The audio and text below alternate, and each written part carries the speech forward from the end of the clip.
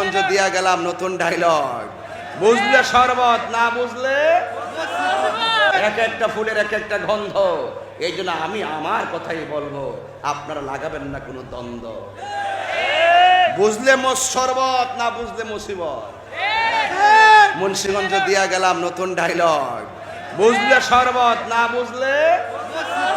যারা নবীকে চিনে, আল্লাহকে চিনে, কোরআন বুঝে, দিন বুঝে, এদের জন্য সেই হাউজে কাউসারের শরবত আছে না নাই? সাকাহুম রাব্বুহুম শারাবান তাহুরা। আপনারা মনে করবেন না যে আমি ছল ছাতুরি করে বাংলা কথা বলি, আমার প্রত্যেকটা কথার পিছনে অর্থ আছে। কথা বলেন ঠিক কিনা?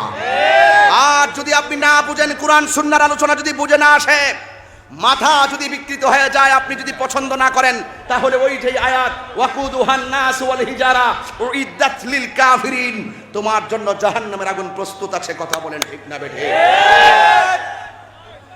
লাউ আনসালনা হাযাল কুরআন, দেখেন কোরআন যে আসলে একটা মধু। হঠাৎ করে মানুষের মন ঠান্ডা হয়ে গেছে, কারণ কোরআন যেখানে শান্তি সেখানে। কোরআন পড়লে অশান্ত মন ঠান্ডা হয়ে যায়। কথা বলেন ঠিক কিনা? এখন দেখেন মানুষ নীরব হয়ে গেছে।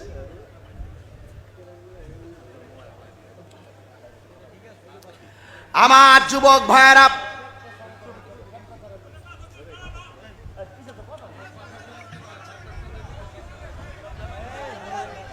অসুবিধা নাই,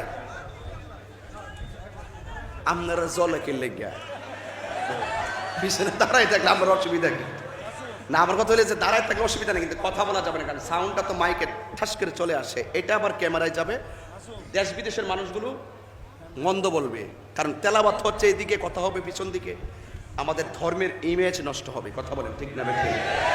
এই জন্য আমি আপনারা কথা বলেন, অসুবিধা নাই, কিন্তু আপনারা সবাই চলে গেলেও আমার অসুবিধা নাই। আমি বিশ্বাস করি এখানে কয়েকটা চ্যানেল আসছে, এই চ্যানেলগুলো 2-1 দিনের ভিতরে লক্ষ লক্ষ কোটি কোটি লোক তারা শুনে ফেলবে।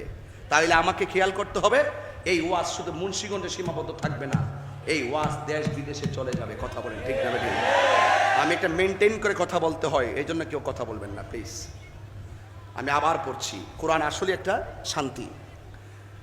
লাউ আনসালনা হাযাল কুরআনা আলা জাবালিন লারাআইতাহু খাশিআম মুতাসাদ্দিআম মিন খাশিয়াতিল্লাহ ওয়া তিলকাল আমসালু নাদরিবুহা লিন-নাসি লাআল্লাহুম ইয়াতাফাক্কারুন।